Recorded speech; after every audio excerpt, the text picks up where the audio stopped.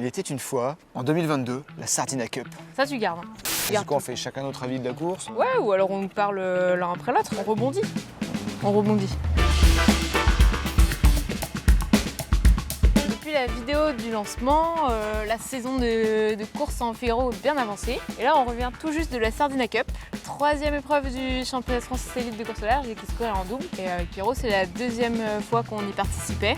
C'était pas évident puisqu'on a eu un petit souci de moteur qui a été résolu grâce à l'équipe de folie qu'on a au Team Vendée. Alors merci Guillaume, Kevin, Estelle, les parents de Pierre qui nous ont trouvé une pièce. Je pense aussi aux gars du port. Et là, ça c'était la première épreuve avant que la course commence. Bah aussi, on a quand même, avant le départ, passé des super moments organisés par le Team Vendée. Notre intronisation à la Sardine aussi. Voilà, ouais. Je le jure. Je le jure. Je le jure.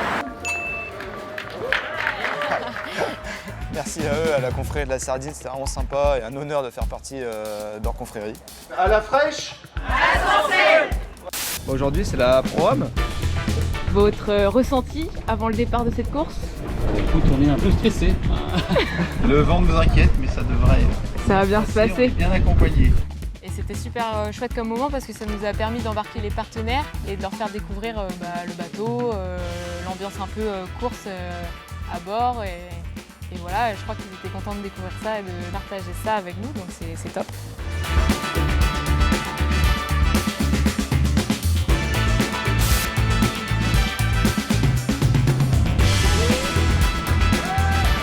Toujours un petit pincement.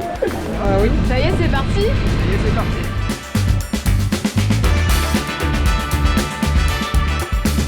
Ah non, le départ, nous, on était au taquet sur le départ. Il y a eu 2 rappels généraux. Et je pense qu'on faisait partie des bateaux qui étaient un peu chauds, quoi, qui étaient un peu trop pressés de partir. Ouais, on a quand même fait un départ canon. On est parti dans les premiers bateaux. On était plutôt bien positionnés. On enroule la bouée plutôt dans une bonne position aussi. Donc on est plutôt content. C'était un bon départ de course, quoi. Et ça nous a bien lancé pour la suite. Passage de l'île Dieu au nord et puis après direction le Portugal, une grande ligne droite. Donc là, on a traversé le golfe de Gascogne.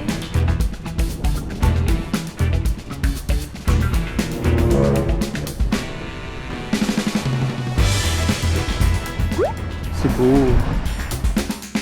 On a fait une petite remontada en faisant route directe vers la pointe. Voilà, pas chercher compliqué, faire simple. On a longé les côtes espagnoles, là on a eu des conditions pas faciles, pas beaucoup de vent. Celle-là on l'a mérité cette pointe. Hein. Je reprends attention, parce que là j'ai envie que le vent monte. Donc je me dis que si je reprends attention, peut-être que ça va le faire monter. C'est logique. Ah là c'est bon là. Et puis ensuite on a descendu toutes les côtes du Portugal, là dans pas mal de vent. On a mis pas beaucoup de temps. On n'a pas mis beaucoup de temps, ça allait super vite, mais bien fun quand même. La Ouais, descente là, Suspi. Bien fatigué à l'arrivée quand même. Ouais, on n'a pas pu beaucoup dormir. Non. Après voilà, on arrive au Portugal et ça fait plaisir d'aller un peu dans un autre pays, une autre culture, un peu loin quoi, puis au soleil. En fait, on s'est bien reposé, on a eu l'occasion de se balader dans les petites rues de Figueras. Mode touriste est activé, j'y vais.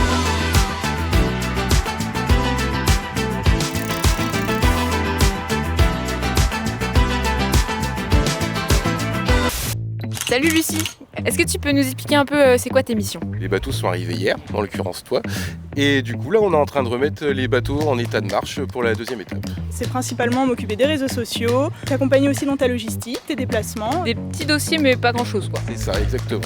Donc le temps de faire la sieste. Pour moi, pas trop, non. Toujours avec l'appareil photo autour du cou. Et les petits micros. On est avec JB, on fait partie du Team Vendée et on donne un peu de coup de main. Vous êtes un peu les médiamans quoi. Exactement. À vous les studios. La veille, on a commencé à faire le brief météo avec toute l'équipe et on a vu que c'était vraiment très perturbé dans toute la remontée du Portugal et golfe de Gascogne à cause des fronts nuageux et de la canicule qui arrivait en France. En pleine préparation du départ. Un petit Kinder pour se donner de la force. Déjà en partant, on savait que ça allait être très compliqué et en fait ça a fait que se confirmer pendant toute la navigation. On a eu vraiment des conditions très aléatoires, très changeantes. C'était de la ligne droite et on a juste réglé les voiles pour essayer de se rapprocher de Saint-Gilles un maximum. J'ai quand même dû monter au mât sur... Petite chécha sauvage dans les barres de flèche à la gîte, en train de se tenir, qui se balance comme ça. pour aller Pour aller revisser les haubans qui étaient en train de se dévisser. J'ai faim. Qu'est-ce que tu nous prépares, Pierrot? Beaucoup de chocolat et d'aligot. Ah ouais, alors ça, les Ligo saucisses de Toulouse, ça c'est mon petit péché mignon ça. Le petit oiseau, il a compris ce qui se passait ici. Il y a un petit poulet citron confit délicieux. Est-ce que ça serait pas encore meilleur avec une petite bière Avec les petits cornichons aussi, et c'est des pas mal. petits cornichons? Ouais, c'est clair. Mais non, on est des sportifs. Il nous manque pas grand chose, hein. C'est d'être de bon. Ouais. Tu peux t'expliquer ce qui s'est passé ces 10 dernières minutes? On est arrivé dans un nuage et là, le vent a fait 180 degrés. On est passé de tribord sous spi à bâbord au pré avec des claques à 30 nœuds juste derrière. Tout ce qu'on aime. Un orage! Il va faire tout noir! Des orages comme ça, avec le vent qui tourbillonne, un coup beaucoup de vent, un coup pas beaucoup de vent, Et qui 360, tourne dans tous les sens. c'est C'était assez impressionnant. très dur pour les nerfs. Pas facile pour les nerfs. Pas de vent, c'est l'enfer, c'est trop dur, au secours! On en a pris plein la vue, quoi. Que ce soit dans les orages, les éclairs qui illuminent tout le ciel, ou alors on était escortés par les dauphins pendant Ouais. toute l'étape. Des gros, des petits, des jaunes, des verts. Ouais, on Alors, est plein de toutes dauphins. les espèces de dauphins. Il y avait 3 options différentes, nord, sud et milieu. France-Espagne. Les 3 options de toutes les flottes de bateaux se sont tous regroupés vraiment à quelques heures à peine à Saint-Gilles. Donc c'est que les conditions étaient vraiment très aléatoires partout. Puis il est arrivé avec un bateau devant à 2 minutes et un bateau derrière à 2 minutes aussi. Ouais, ça s'est joué à pas Vraiment grand-chose. sympa. Ouais. Mais on savait pas où étaient les autres paquets, s'ils étaient partis complètement au nord, complètement au sud. On a découvert ça que en rentrant, en regardant la carto. Et on s'est dit que ceux qui suivaient à la carto, ils n'avaient pas dû comprendre grand-chose à la course non plus. On est un des équipages les plus jeunes, si c'est pas le plus jeune. Et du coup, au niveau de l'expérience, c'est pareil. Donc on a peut-être un peu moins d'expérience que les autres équipages. On a fait quelques erreurs, on a tenté des trucs et au final, on a, je pense, vraiment appris beaucoup de choses sur cette course. Donc Ouais. ça, c'était vraiment cool. On commence à connaître un petit peu le fonctionnement de l'autre aussi et à savoir un peu les points forts, les points faibles de chacun et s'appuyer sur plutôt les points forts de chacun et les mettre bien En avant. en avant. On s'est pas trop pris la tête, on a bien rigolé. On a quand même vu qu'on était capable de faire des petites options, on était capable de se placer dans les bons paquets par moment. Il nous manque un peu d'expérience pour concrétiser à chaque fois.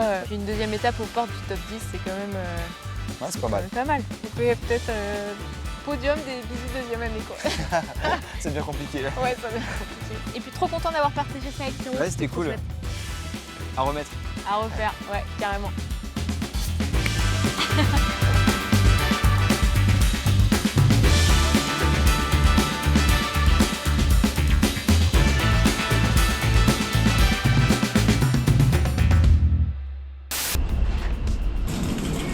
De quoi on a besoin, Pierrot? Pour l'arrivée, Bon, Un contenant. mais, ça sera assez, tu crois? mais non, il y a un poids à respecter, Charlotte. Hein. Oui, mais le chocolat, ça compte pas, non, dans les poids. Ah si, si. T'es sûr? Ah ouais.